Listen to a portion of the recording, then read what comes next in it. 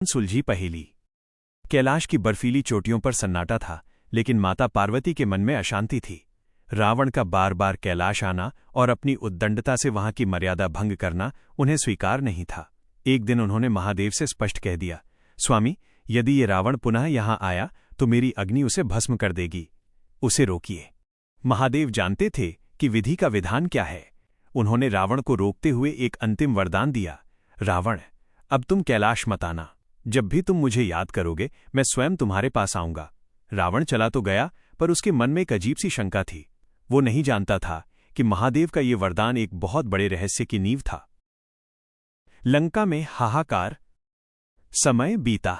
अचानक एक दिन सोने की लंका की अजेय दीवारों के भीतर एक साधारण सा दिखने वाला वानर प्रवेश करता है। वो कोई साधारण वानर नहीं था। उसने अकेले ही रावण के पुत्र अक्षय कुमार का वध कर दिया और पूरी लंका को धधकती ज्वाला में झोंक दिया। रावण अपने सिंहासन पर बैठा कांप रहा था, क्रोध से नहीं बल्कि भय और आश्चर्य से। उसने सोचा, तारांकन कौन है ये, जिसकी पूंछ में इतनी अग्नि है कि मेरी सोने की लंका राख हो गई पर वो स्वयं नहीं जला, जिस पर मेरा ब्रह्मास्त्र भी निष्प्रभावी रहा। रहस्य गहराता जा रहा था। रावण ने अपनी पूरी शक्ति लगा दी यह जानने में कि उस वानर का स्रोत क्या है, पर उसे उत्तर नहीं मिला। आधी रात का रहस्य उद्घाटन। परेशान होकर रावण आधी रात को अपने गुप्त शिवालय में पहुंचा।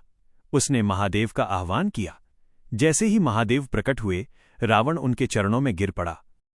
महादेव, मुझे उत्तर दीजिए, वो वानर कौन है? उसकी पूंछ में वो कौन सी शक्ति थी जो काल बनकर मुझ पर झपटी? वो क्या कोई देवता है या कोई माया?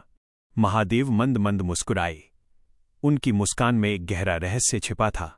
उन्होंने कहा, रावण, याद है तुमने कैलाश आना छोड़ दिया था? उस दिन माता पार्वती ने तुमसे कहा था कि वो तुम्हें भस्म कर देंगी, पर मेरी इच्छा थी कि मैं अपने आराध्य श्रीराम की सेवा करूं। तब एक अद्भुत रहस्य रचा गया। रहस्य का पर्दा उठा। जब मैंने वानर रूप हनुमान लेने का निर्णय लिया तो पार्वती ने साथ चलने की हठ की, परंतु वानर रूप में स्त्री का साथ होना संभव न था। तब देवताओं की सहमति से एक गुप्त योजना बनी। मैं हनुमान बना और स्वयं शक्ति स्वरूपा पार्वती मेरी पूंछ बनी। रावण के होश उड़ गए। महादेव आगे बोले, जिस पूंछ को तुमने तुच्छ समझकर जलाने की कोशिश की, वो स्वयं आदिशक्ति थी। तुम्हारी लंका को किसी बंदर ने नहीं, बल्कि शिव और शक्ति के सम्मिलित स्वरूप ने भस्म किया है। अंतिम सत्य। रावण को समझ आ गया कि उसका अंत निकट है। महादेव ने उसे अंतिम गुप्त परामर्श दिया, तारांकन, अब सस्पेंस छोड़ो रावण, और युद्ध के लिए तैयार हो जाओ। अंत में आना ताकि तुम्हारा पूरा कुल श्रीराम के हाथों मोक्ष पा सके। रावण समझ गया कि हनुमान जी कोई साधारण वानर नहीं, बल्कि साक्षात रुद्र अवतार हैं। वो समझ गया कि जिसे वो दुश्मन समझ रहा था, वही उसके मोक्ष का द्वार खोलने आए हैं।